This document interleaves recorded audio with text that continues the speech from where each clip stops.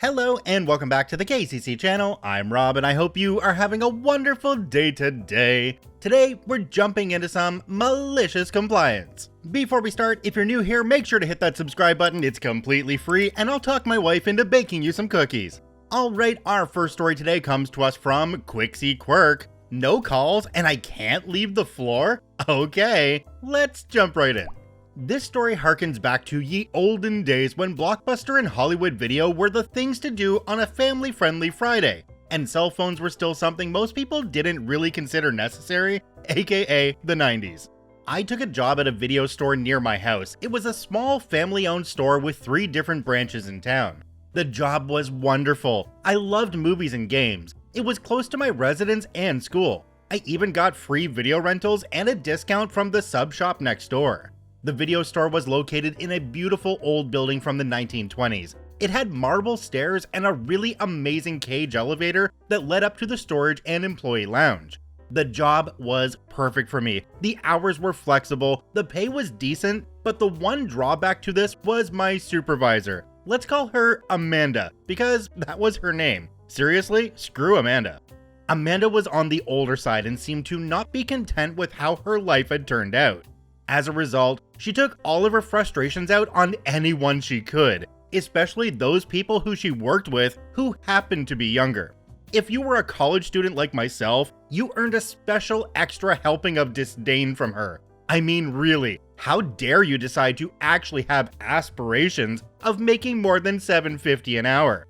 While I'm generally fairly tolerant of people like Amanda, she really went the extra mile to annoy me as much as humanly possible. She was bitter, mean, petty, and did anything and everything she could to just be plain unpleasant. She wasn't even nice to customers. The only upside to this attitude was that she didn't let Karen customers get away with their Karen-ness.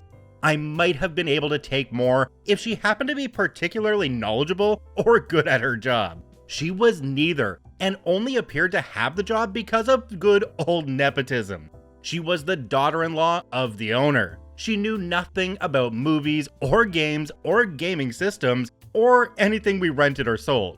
When a customer had a question, she would pawn them off on another employee. When she had a problem with the computers, who did she call to fix it? Me. When there was a delivery that needed to be checked into the system, who did she call? Me. When stock needed to be dragged up to the stockroom, that'd be me again.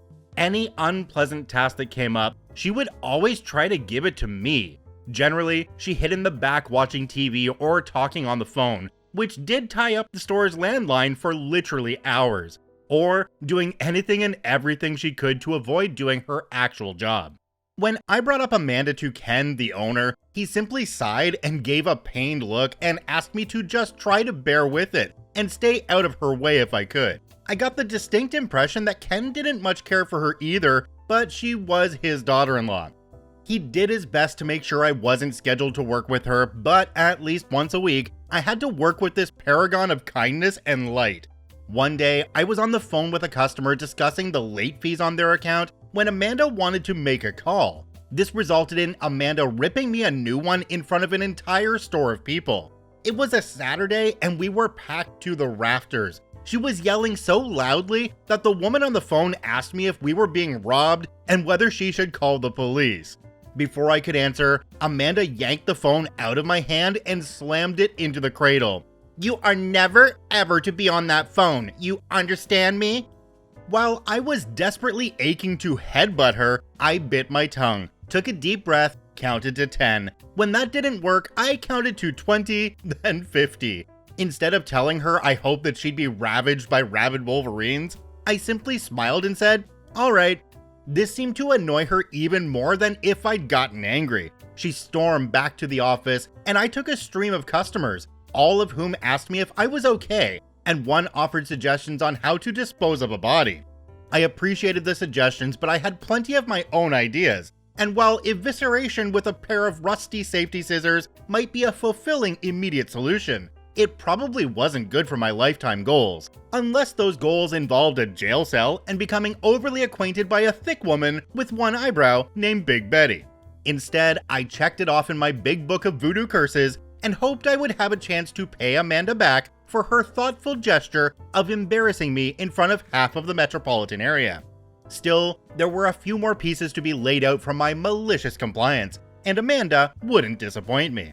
The next piece came perhaps a month later. I had been at work for about 7 hours of my 9-hour shift and had only seen Amanda once, and that had been when she left the store. Considering I only had 2 hours left on my shift and hadn't yet taken a break, I really needed to go to the bathroom. I told my coworker I was heading to the restroom.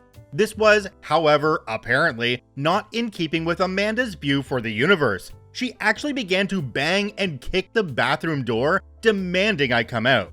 I took my time, washed my hands, adjusted my hair, and calmly walked out of the bathroom. When she began to scream, I ignored her and walked up to the front of the store and took the cart of movies to be reshelved.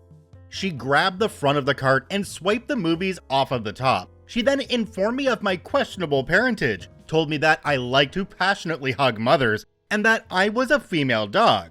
Really, I had no idea about any of these things about myself. I thought all that time that I was just your regular everyday college student. I could have probably gotten on television had I known how unique I was sooner. Amanda told me that under no uncertain terms was I to ever leave the floor while I was on the clock. Again, I summoned an inner calm that would have made Gandhi proud. I forced a smile and nodded. All right. While I seemed calm on the outside, I had made up my mind that I would have my chance. No matter how small, I would have my moment. That shining moment came on a lazy and blissfully quiet morning. As it was a morning, it would just be me and Amanda. Hopefully she would stay in the office and I wouldn't have to deal with her at all. When I came in, there were workmen in the back working on the elevator. One of the guys came up and told me that he needed a part and he would be back tomorrow to finish up the work.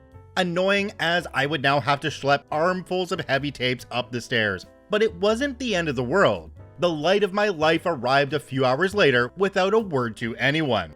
I stood at the front putting "Be Kind Rewind" stickers on a batch of new arrivals when I noticed Amanda through the back door getting into the elevator. After the man told me that he needed a part, it didn't even occur to me that the elevator had the power on, and I had a moment of amusement of thinking that Amanda was going to have to take the hated stairs. She was, above all, lazy. However, it seemed the elevator did indeed have power and worked. At least it worked just enough to go half a floor and then stop. It was just close enough to the upper floor that climbing out onto that floor was impossible, and just far enough from the lower floor that climbing out was impossible. I couldn't believe my eyes. Malicious compliance activated. I couldn't entirely see Amanda as she tried to open the door and get out, but I could hear her. The sounds of frustration increased until I heard the most beautiful sound I ever heard. OP! A slow smile, reminiscent of the Grinch, curved my lips. I walked to the very edge of the sales floor and called out, "Yes? The elevator's stuck. Can you open the door from your side?" "I don't know. I can't see it from here." Amanda huffed in annoyance. "Well, get over here and try to open it." "I can't do that, Amanda." "Why the—" Enter colorful verbiage here, "not." "I'm not allowed to leave the floor while I'm on the clock under any circumstances." "Are you—" Enter another even naughtier word here, "kidding me?" "You said it yourself. Since I value my job, I can't possibly go against orders." A stream of curses came from the locked and stuck elevator. I'm pretty sure I'm still not old enough for all of the things I heard that day.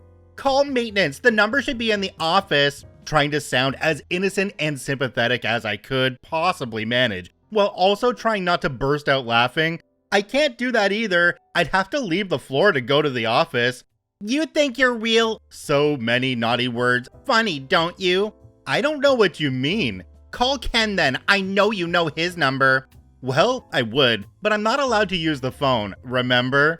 Amazingly, there were no curses. There were no screams. There was not even one word telling me that my parents were never married. It was silent. I think for the first time, she realized that she might actually be in a little trouble. She was stuck in a position entirely of her own making, with no way out of it for the foreseeable future.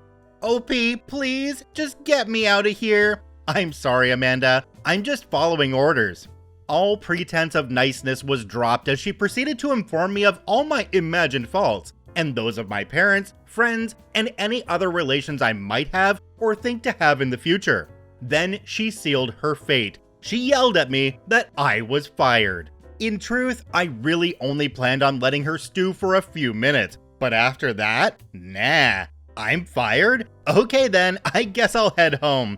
Oh, I should also let you know that Bill called and said he'd be in at 7 instead of 5. He has to pick up his brother from the airport. So I guess you'll be in there for a while yet. I hope you've got a book or something. What? You bleeping bleep? How the bleep do you bleeping think you can bleeping do this to me? When I get out of here, I'm gonna come bleeping your bleeping bleep. You bleep bleeping bleeping bleep. Wow. Okay, yeah, have fun with that. Have a good one. I'll leave my name tag and shirt on the front desk. Wait! Bye. Wait! Don't worry, I'll lock up on my way out and put up a sign so people will know we're closed. OP, wait, I didn't mean it. Come back. I walked up front, wrote out a sign that we were closed until 7 p.m. due to unforeseen circumstances. The very last thing I heard from Amanda before I opened the door was, "But I have to pee." Still snickering to myself, I locked the door and drove the 45 minutes to Ken's house to let him know the shop was closed. Could I have gone the 5 minutes to my house and called? Sure I could. Did I? Nope. Ken seemed a bit surprised to see me there. I thought you were working today. Oh, I was, but Amanda fired me. She's not allowed to do that. All hiring and firing goes through me. She knows that. Don't worry, I'll call her. I think maybe it's time to talk to my son about her. I can't keep her on with her acting like this. I don't think she'll be able to answer the phone. Ken gave me a long, sharp look as I tried very hard not to smile. Then I gave up entirely and just smiled broadly back at him. OP? Yes? What did you do? Me? I didn't do a thing. I only followed her orders. Ken leaned down to meet me eye to eye. What happened? I gave him the full tale from her telling me that I couldn't use the phone under any circumstances to her telling me that I wasn't allowed to leave the sales floor when I was on the clock. Then I told him about her being stuck in the elevator. You didn't tell her that the elevator was broken? I didn't even realize it had power. Ken just stood there looking at me gobsmacked and then started laughing. I should really go let her out. He paused for a minute and looked down at his dirty hands and clothes and then up at me. But I really shouldn't leave those flowers half planted, and then I should probably take a shower. I don't want to make that drive covered in dirt. Oh, of course not. You've got a really nice car, and it'd be a lot of work to get that much dirt out of your seats and carpet. Do you need some help with the planting? Ken nodded solemnly back at me and gave another chuckle. It took probably another hour to finish planting the flowers. Ken told me I'd be paid for the day and sent me home with assurances that I did indeed still have a job, and that he would deal with Amanda. I fully enjoyed the rest of my half day off. I did hear from Bill that when he got there, the elevator repair guy had just arrived, and that Amanda ended up spending about 5 hours stuck in the elevator. After that day, I only ever saw her one more time. She glared daggers at me as I waved happily to her as she carried a bag of her things out to her car. Whenever I think about it, I still get a little smile on my face. Besides, I only did what she told me to. OP, I love how you literally left her hanging in this story. Apparently, Amanda wasn't on the up and up in the company. In fact, you might even say her elevator doesn't go all the way up. If only she'd had a decent attitude as a counterweight against her impulse control, she might have handled that power better. But it kinda suits her fine because she sounds like a stuck-up bee anyway. One final comment on this one, Ken seems like an awesome owner, and I loved his reaction in this case. Picking his flower bed over his employed daughter-in-law? You know he was trying to rub that in as much as he could. I wonder what his son thinks about it. This next story comes to us from Fluffyfluffycake. Yes, I'll get you a coffee, but your laptop order goes back to the bottom of the pile. Let's jump right in. In the early 90s, I worked for an international airline company in the IT department as desktop support. I was the first woman in IT for that company, and most companies in my country back then. The company was located at an international airport, and the company was housed in many buildings and airplane hangars spread across and around the airport. The buildings I serviced were mainly the hangars meant for airplane maintenance. every 6 weeks, we would order all the IT equipment that was requested, stuff like specialized printers, computers, terminals, etc. My job was to take the equipment, set it up, and have the person responsible for said equipment to sign off on it. If it wasn't signed off for whatever reason, the equipment came back with me, would be returned to the vendor, and had to be reordered by the department. Being a woman in her early 20s in a male-oriented profession and dealing mostly with airplane maintenance men, I had to deal with a lot of crap and misogyny.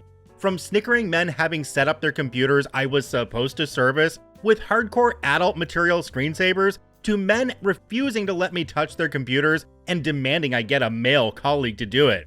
Most of the time, I just pretended to not have seen or heard what was going on, finish setting up their hardware, have it signed off, and leave. Until that one day, I just had enough of their BS. That day, I had a trolley with me stacked with a bunch of printers and one laptop. Back then, only management got a laptop, and if one is delivered, it was kind of a big deal. Remember, I'm talking about the Windows 3.11 era. I walked into the airplane hangar with my stacked cart, setting up printers throughout while a team of airplane maintenance dudes were servicing a cargo plane. The minute I walked in, there was catcalling, whistling, and, "Hey baby, where you going with all that heavy equipment?" As usual, I ignored them and just plowed on so I could get the F out of there. When I was done with the printers, I had to go find this manager who had ordered the laptop and set it up for him. Airplane hangars are weird places. It seems to be one giant space with some glass offices just off the side, but it does have all these nooks and crannies that seem to be nothing, but are actually small offices or storage spaces. It's hard to find the right place to be sometimes. So I walk up to a bunch of maintenance guys that are just about to take a break and ask them where I can find Mr. Manager Dude, when one of them goes, "Hey baby, you done with all the heavy stuff? I'd like a black coffee with sugar, and my colleague here wants an espresso." To the 5 or 6 other guys, this was hilarious, and they started shooting off how they wanted their coffees. One of them actually brought out a tray and handed it to me, telling me to be quick about it. I'd about had enough, and thundercloud must have been forming around my head because Mr. Manager Guy, I assumed, because he was wearing a suit, who just walked around the corner, snickers, goes, "Aw, what's up sweetie, got your period?" Of course, this was heartily laughed at by all the other guys.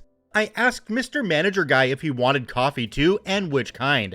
I can't remember what kind it was, but I took my cart with the laptop on it, drove it to the coffee machine, made all the coffees, drove it back over, and handed everyone their coffee order. When I handed Mr. Manager Guy his coffee, he said, "Okay honey, let's go, I'll show you my office so you can set up my new laptop." I looked him in the eye, smiled, and told him I can't as I'm late for my next appointment with all the coffee orders. I really have to run. Unfortunately, your laptop will have to be returned, and you will have to reorder one, so I'll see you in 6 weeks. Bye.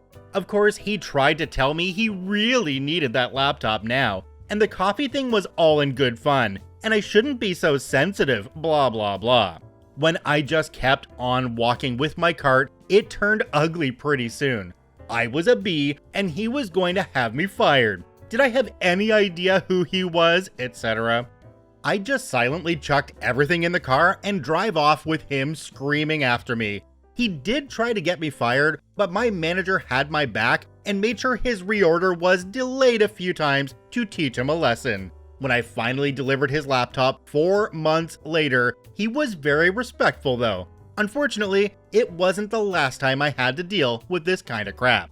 Okay, so this story took place in the early 90s when women weren't as prevalent in IT as they are now. You can be guaranteed that when OP left that area, all of the maintenance staff were having a laugh at Mr. Manager's expense. He would have been mocked hugely for having a girl get the better of him. That is a beautiful revenge right there. The only thing that could have made this better is when OP went back to give Mr. Manager the laptop, if she sat down at his desk, started setting up his laptop and looked at him and said, "Hey, could you have someone get me a coffee?" Check out both OPs linked in the description down below. I thank you for watching. I hope you have a wonderful day. And my comment about cookies earlier was just in fun. My wife is not sending you cookies for subscribing, but subscribe anyway.